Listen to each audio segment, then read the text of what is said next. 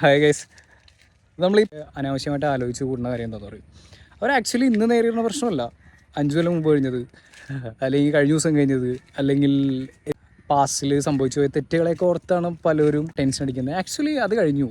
നിങ്ങൾ ആ ഒരു പാസ്റ്റിൽ സംഭവിച്ച കാര്യങ്ങളെന്ന് വെച്ചാൽ പാസ്റ്റ് എന്ന് വെച്ചിട്ടുണ്ടെങ്കിൽ നമുക്കൊരു ലെസണാണ്. അതിൽ നിന്ന് നമുക്ക് ബെറ്റർ ആവാം. അതിൽ നിന്ന് ഇനി ഉണ്ടായ മിസ്റ്റേക്കുകൾ നമുക്കിനി ഇല്ലാതിരിക്കാനായിട്ട് ശ്രമിക്കാം. അല്ലാതെ ആ സമയത്ത് പാസ്റ്റ് ആലോചിച്ച് സ്ട്രെസ് അടിച്ച് ആൻഷ്യസായി നമ്മുടെ ഇന്നത്തെ സന്തോഷം കളയുന്നവരോട് എനിക്ക് പറയാനുള്ളത്, ഓക്കെ, എന്തായാലും നമ്മളൊക്കെ ഇവിടുന്ന് പാക്ക് ചെയ്ത് മുകളിലോട്ട് പോകും. അപ്പോൾ ഈ ഉള്ള ടൈം ജസ്റ്റ് ഫ്യൂച്ചറിനെ കുറിച്ച് ആലോചിച്ച് ടെൻഷൻ അടിക്കാതെ, പാസ്റ്റിനെ കുറിച്ച് ആലോചിച്ച് ടെൻഷൻ അടിക്കാതെ, just leave in the present bro.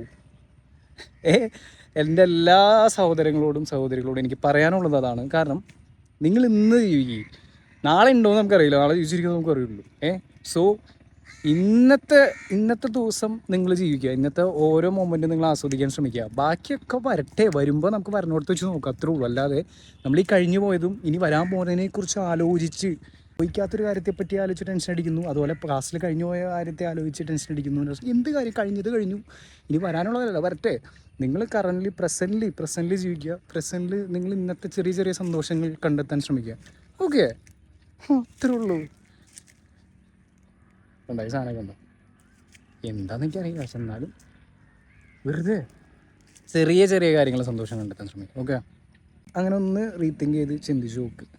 Okay, ചിരിച്ചുകൊണ്ട് ആരംഭിക്കും. ബൈ.